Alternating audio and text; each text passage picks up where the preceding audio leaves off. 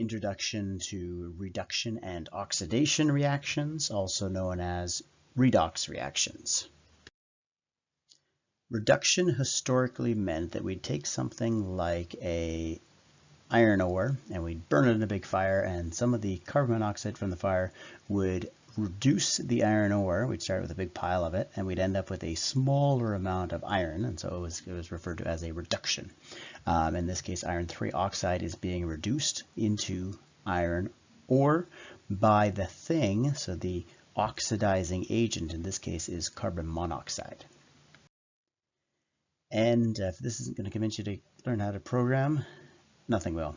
A traditional steel mill essentially can make 50 tons of steel and employs 1,000 people. A modern steel mill can make 50,000 tons of steel and employs 14 people. So learn how to program. Oxidation. This historically has meant reacting with oxygen. We no longer use it as necessarily that oxygen is there, but things like combustion and corrosion were considered oxidation reactions, where you have something that is being oxidized by the oxidizing agent, in this case oxygen, but it does not have to be oxygen to be an oxidizing agent, but historically that's where it's coming from. So now we are referring to reduction and oxidation, and it's all about the electron transfer. So a reduction reaction is going to involve an oxidation, which is the loss of electrons, and it will involve a reduction, which is the gain of electrons. And this is the fundamental definition of a reduction and an oxidation. Oxidation is loss, reduction is gain. And an easy way to remember that is to think of oxidation is loss as oil, reduction is gain, rig. And so that'll help you remember it. If you hear something like Leo Gerd, doesn't work as well, oil rig is the way to go.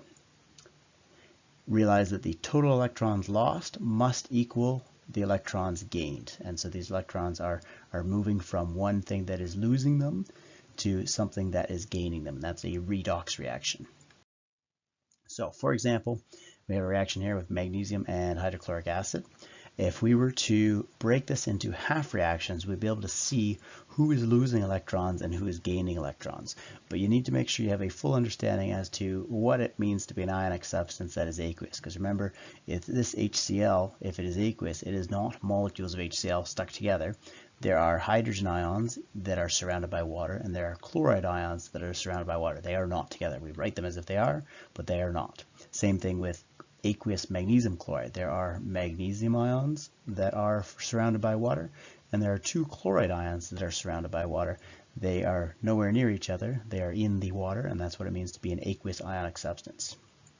So if we were to write the half reactions, we'd write what's happening to magnesium and what's happening to the hydrogen, because this chloride, if it starts out as a chloride ion and it ends up as a chloride ion, it really hasn't done anything.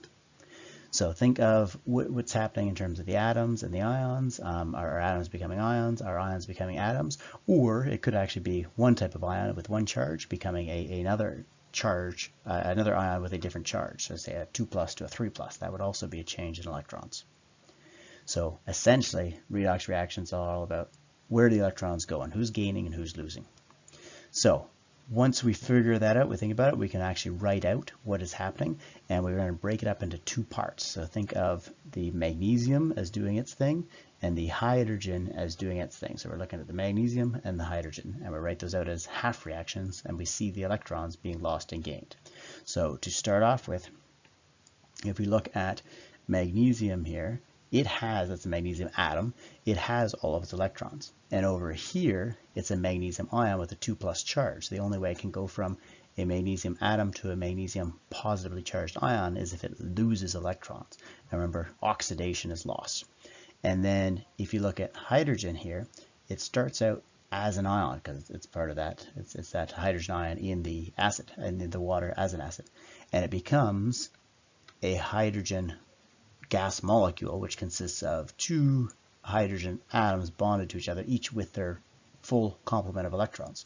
So this hydrogen ion must have gained an electron in order to take part in this molecule over here called hydrogen gas. And so reduction is the gain of electrons. So magnesium is being oxidized, hydrogen is being reduced.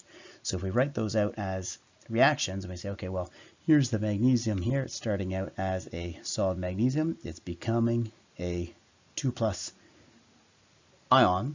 And in order to do that, it must let go. So think of it, this had the electrons here, and here it let go of them. So they actually became separated from each other. The 2 electrons came off of the magnesium, leaving it as an ion.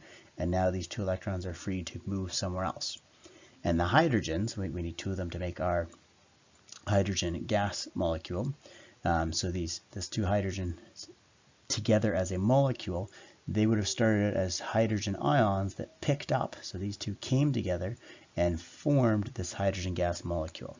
So we have our 2 half reactions, our oxidation, which is the loss of electrons. So you see it over here on the right hand side. It's letting go and producing those electrons.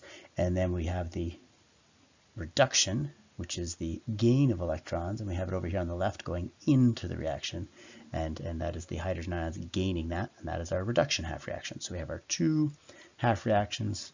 The 2 of them together are referred to as a redox reaction.